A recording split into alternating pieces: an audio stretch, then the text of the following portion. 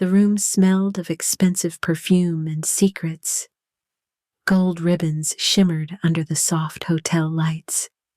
And for a moment, everything looked perfect. Until it wasn't.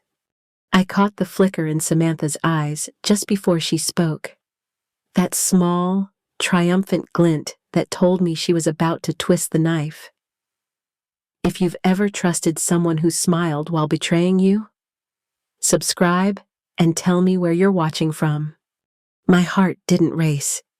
It went eerily still, like it already knew the truth long before my mind did. The laughter around me faded into a blur, and in that silence, I understood something terrible. This wasn't just family drama. It was war, dressed in silk and smiles. Let me tell you how we got there. I still remember that evening as clearly as if it were happening right now. The polished marble floors of the Preston & Co. ballroom gleaming under the soft golden lights. The hum of polite laughter mixing with the sound of wine glasses clinking.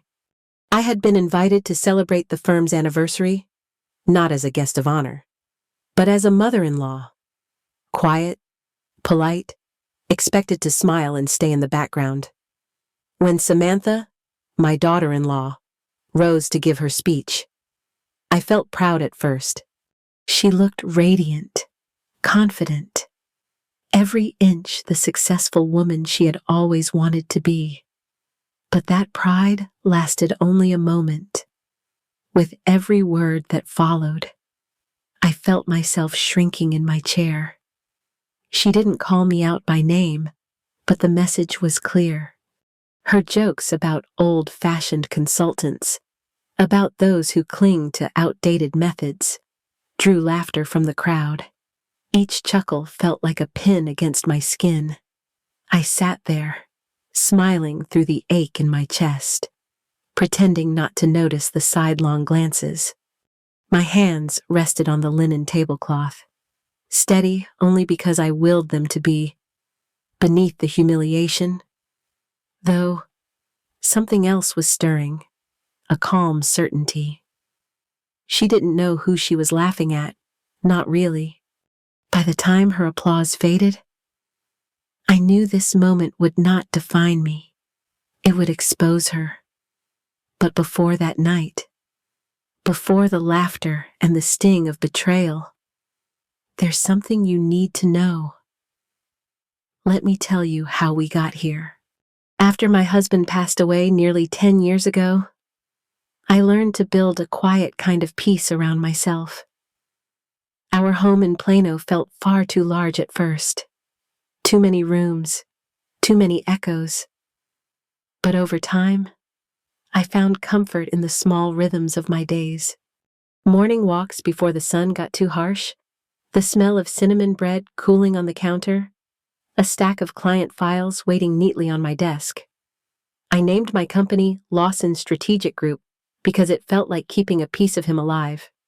We built it together once, his sharp business sense and my instinct for people. After he was gone, I kept it going not out of ambition, but out of respect. I never wanted to be wealthy, only useful. My clients became like family. Young entrepreneurs, nonprofits, even a few local firms who still called me Ms. Lawson, though I insisted they call me Maggie. Daniel, my only son, was the reason I kept moving. He was just 24 when his father died, too young to carry that kind of grief. But he did it with such grace.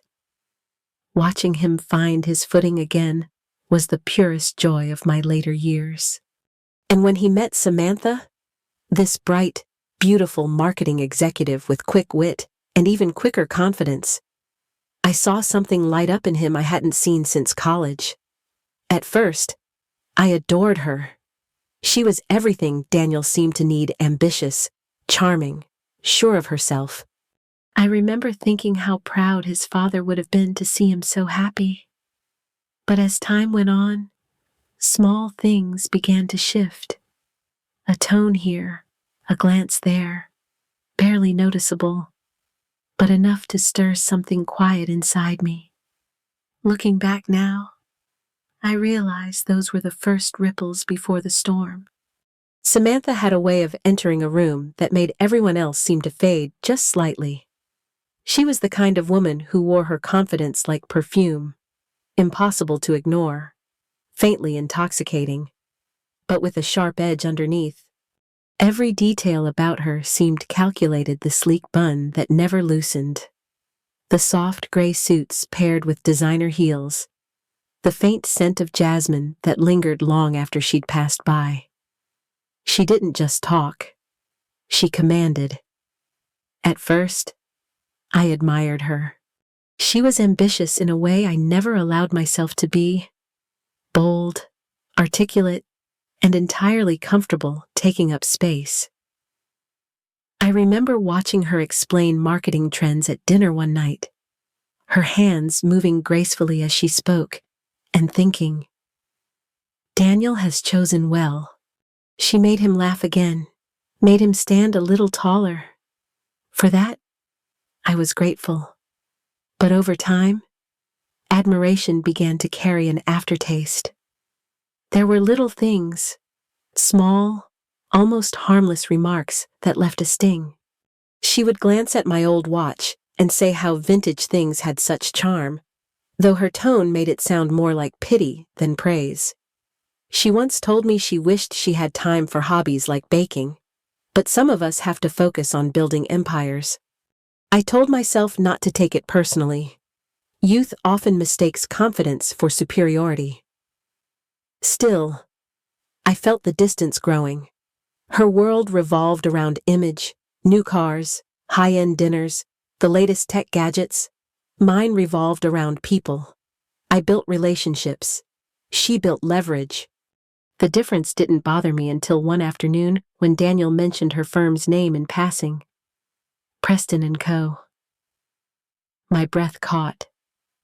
It was a name I knew well. For years, they'd been one of my toughest competitors in the consulting world.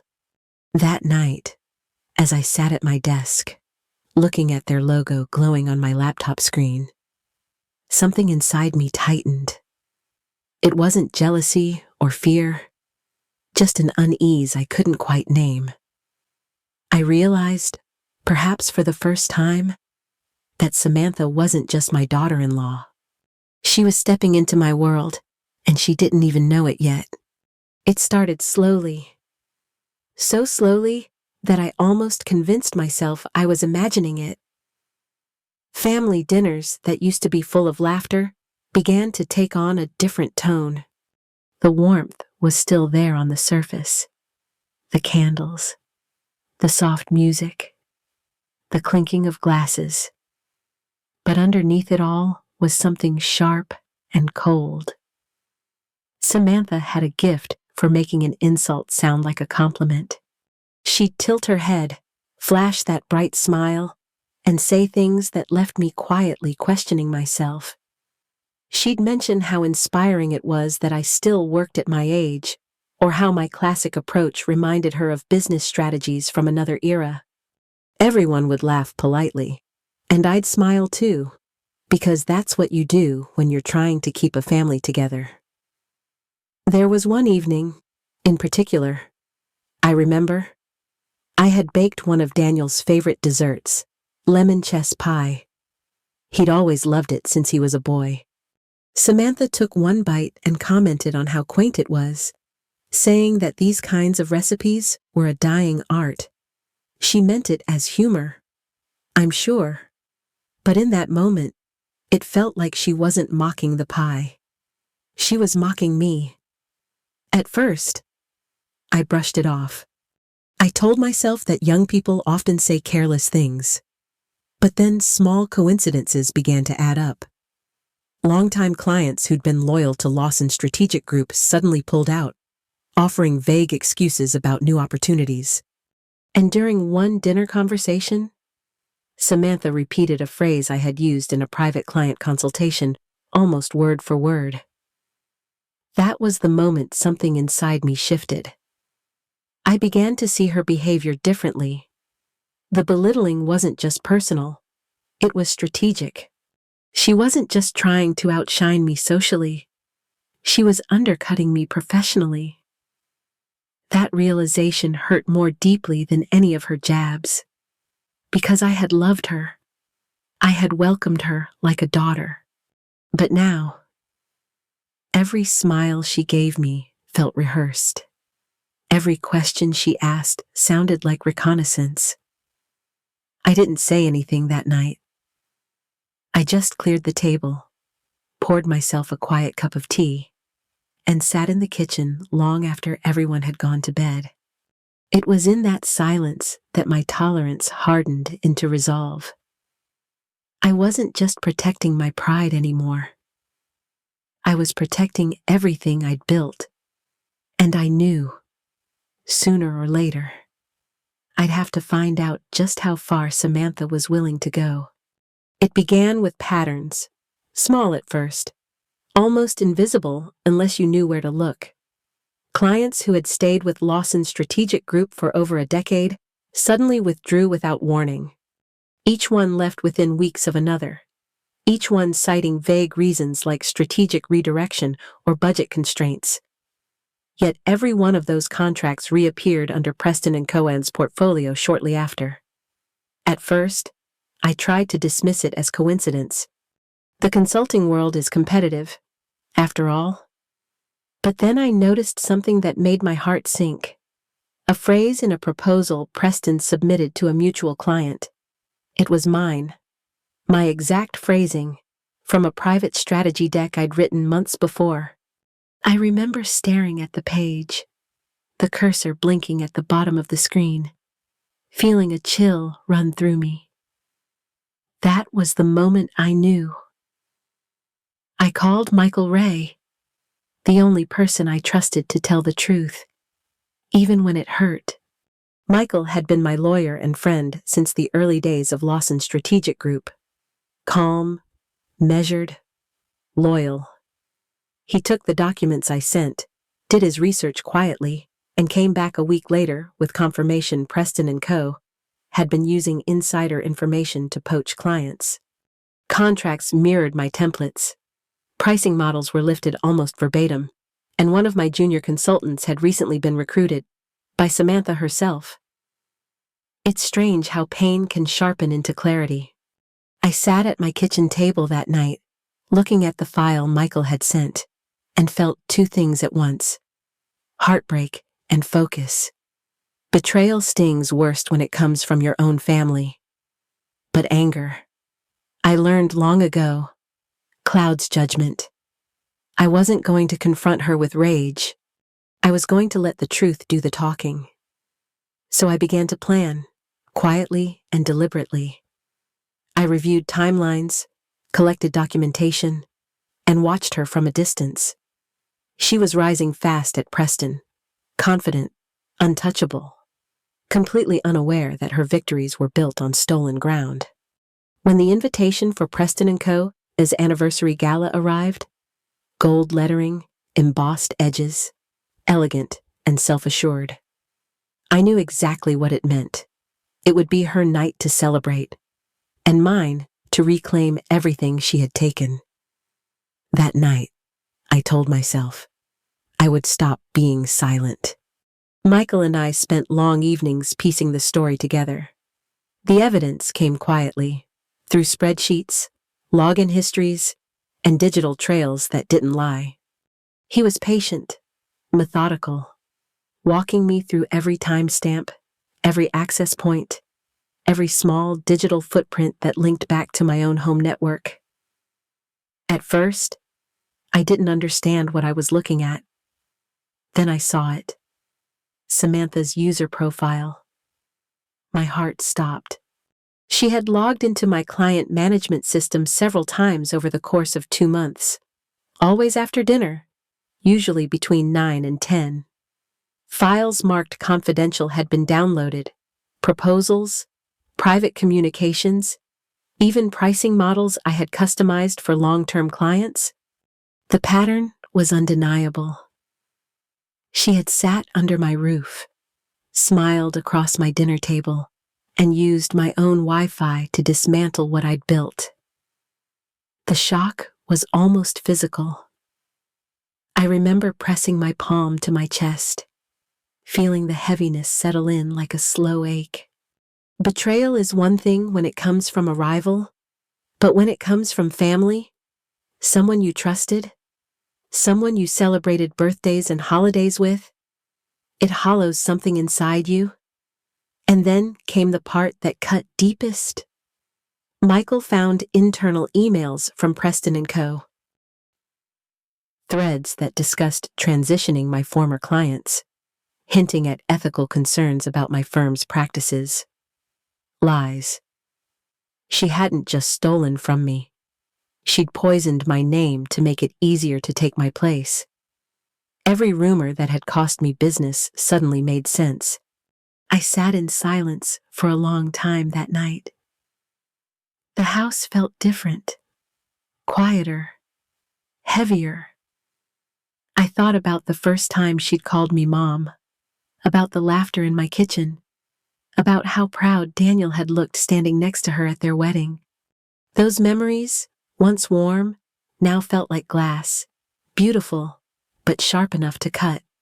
But grief has its limits. At some point, sorrow hardens into resolve. I wiped my tears, closed the folder, and looked at Michael. There was no anger left, just clarity. I wasn't going to shout or seek revenge. I was going to tell the truth, publicly, calmly, unmistakably. The upcoming company dinner would be my stage, not for vengeance, but for justice. After months of silence, I would finally let her words condemn her. I promised myself that night I would not let betrayal define me. Truth would. The Preston & Co. anniversary gala was a masterpiece of elegance. Soft jazz weaving through the air. Chandeliers glittering like constellations above a sea of polished ambition. The ballroom was alive with laughter and crystal clinking, the kind of effortless luxury that smells faintly of power and perfume. I stood near the edge of it all, watching the room as if it were a play I'd already seen. My gown was simple, dark blue silk, understated but confident. I didn't need to dazzle. I came for truth. Samantha was radiant under the lights, exactly as I knew she would be. She moved through the crowd like she owned the air itself. Each gesture rehearsed, every smile perfectly timed. She looked untouchable, the golden success story of Preston & Co. Surrounded by admirers and clients. Her laughter just a little too bright. And for a moment, I almost pitied her, because I knew how fragile that illusion really was. When the speeches began, she took the stage, her confidence blooming in full. I listened as she thanked her team, spoke of growth, vision, integrity. That word made something in me tighten. I waited until the applause settled, then stepped forward. My voice carried through the room, calm and even. There was no anger in it, only certainty. I spoke of ethics, of trust, of what it means to build something with your own hands. Then, one by one, I revealed the evidence, the documents, the access logs, the matching proposals, the emails written under her account. I didn't name her at first. I let the truth take shape slowly, deliberately, until every eye in that glittering room turned towards Samantha. The silence that followed was heavier than any outburst could have been. She stood frozen, color draining from her face, her polished mask cracked. Not dramatically, but quietly, like porcelain under strain. Daniel's eyes found mine across the room, wide with disbelief and heartbreak. I saw in his face the same realization that had broken me weeks before. There was no satisfaction in that moment, only a deep, steady calm. I hadn't come to destroy her. I had come to end the lie. The truth did what it always does. It filled the room, uninvited but undeniable. I gathered my things, nodded politely to a few stunned faces, and walked toward the exit. Behind me, the murmurs began, a ripple spreading through the crowd. Disbelief, gossip, sympathy. But I didn't turn back. As I stepped into the cool night air, the tension that had lived in my chest for months finally eased. I wasn't angry anymore. I wasn't broken. I was free. That night, beneath the soft glow of the city lights, I realized something simple and profound. Dignity doesn't shout. It stands tall, speaks the truth, and walks away when it's done. The morning after the gala felt strangely quiet, as if the whole city was holding its breath. The papers and online articles moved fast. Preston and Co., executive accused of data theft. Local consultant vindicated in corporate scandal. My phone buzzed constantly, though I barely looked at it. The world was talking, but I felt distant, suspended between relief and exhaustion. By noon, Samantha had been suspended pending investigation. The board issued a formal statement about ethical violations and breaches of confidentiality. Words that sounded sterile and procedural. Nothing like the storm that had torn through my family. In less than 24 hours, the woman who once glowed under chandelier lights now faced the ruin of everything she had built. And though I knew justice had been served, it didn't feel like victory. It felt like loss. Daniel came by that evening. He looked smaller somehow, not in stature, but in spirit. His eyes were tired, searching for something he couldn't quite name. I could see the war inside him, love for the woman he had chosen, disbelief at what she had done, and pain that his mother had been right all along. He didn't say much, and I didn't press him to. Some truths don't need repeating. They just hang between people until time softens their edges. That night, the house felt emptier than I remembered. The silence was heavier than any argument could have been. I sat by the window, watching the streetlights stretch across the driveway, and wondered if truth was always meant to hurt this much. I told myself I hadn't done it for revenge, and I hadn't. I did it because silence would have made me complicit. Still, doing what's right doesn't always bring peace. Sometimes it just leaves you standing in the quiet aftermath, trying to remember how to breathe. Over the following weeks, messages began to trickle in, old clients returning, colleagues expressing respect, neighbors offering kind words. My reputation, once bruised, began to heal, but in my heart, there was no celebration, only reflection.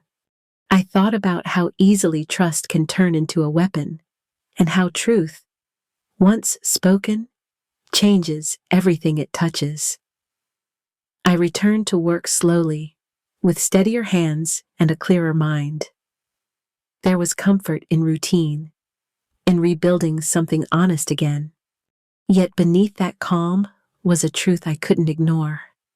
I had told the world what happened, but my family was still fractured, and so I waited, knowing the hardest conversation was yet to come. Daniel and I had not truly spoken, not as mother and son, not since the truth broke us open. That reckoning was coming, and I could only hope it would lead not to more pain, but to understanding. Daniel came over on a Sunday afternoon, the kind of quiet day when the air feels too still to hold anything heavy. I saw his car pull up from the window. He sat there for a while before getting out, shoulders slumped, eyes tired. I knew this conversation was coming. I'd been rehearsing it in my head for days, though no version ever felt quite right. When he finally walked in, the house seemed to shrink around the silence. We didn't hug at first. He just stood there, looking at me, searching for something familiar in the woman who had exposed his wife. I could see the conflict in his face, love tangled with confusion, hurt tangled with understanding. It's a look only a son can give a mother when both are trying to forgive the same wound. He spoke slowly, haltingly, trying to make sense of what had happened. He said he didn't know who to be angry with, Samantha, himself, or me. He had believed in her, built a life with her, defended her, and now that truth had burned it all down. He didn't know what was left to hold on to. I listened, my hands folded in my lap, heart aching for him. I wanted to reach out, to tell him everything I'd done had been to protect him, not from embarrassment, but from deceit. But I knew those words, no matter how sincere, might sound like justification. So instead, I told him what I believed, that truth doesn't destroy love, it tests it. And sometimes love fails that test before it learns how to stand again. He sat in silence for a long time. The weight between us wasn't anger anymore. It was sorrow. Sorrow for the life he thought he had, for the family we both lost in different ways. I could see him trying to understand, to reconcile the woman who raised him with the one who had revealed his wife's betrayal. And then, slowly, his posture softened. He didn't forgive me outright, not yet, but there was something in his eyes that told me he saw me again, not as the cause of his pain, but as the person who had carried it too. He reached for my hand, and that small gesture was enough. After he left, the house was quiet again, but it felt different. Not empty this time, just still. I realized then that integrity often costs more than you expect. It can take your peace, your comfort, even the people you love most. But it gives you something just as valuable, the ability to face yourself without shame. That night, as I watched the sun dip behind the oaks, I felt something I hadn't felt in months. Peace, not the kind that comes from victory, but from truth. The kind that stands quietly in the wreckage and still manages to breathe. Time has a way of softening even the sharpest edges.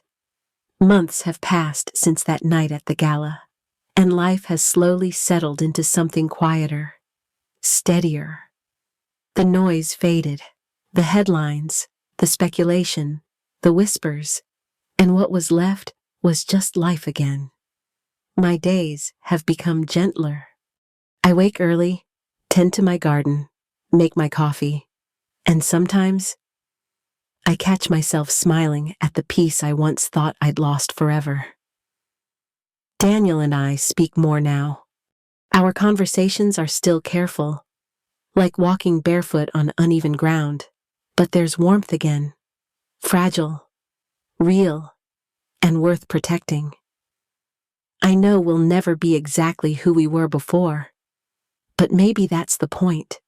Sometimes love grows not by forgetting what hurt us, but by learning to live with what the truth revealed. I've learned that truth isn't a weapon, it's a mirror. It doesn't punish, it reflects. It shows you who you are when no one is watching, when the easy choice would be silence. And integrity, though it can cost you nearly everything, gives you back something far more precious, the ability to look at yourself and feel at peace. We all face moments like this, moments when we're tested, when loyalty collides with what's right, when silence feels safer than honesty.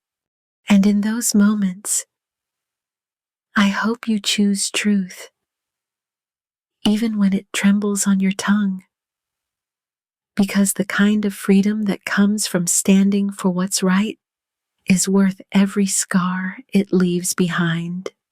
If my story has touched you, if you've ever faced betrayal, or had to make a choice between love and integrity, I'd love to hear from you. Share your story below. Maybe your words will be the strength someone else needs today. Because in the end, doing what's right won't always make you happy, but it will make you whole. And sometimes, that's enough.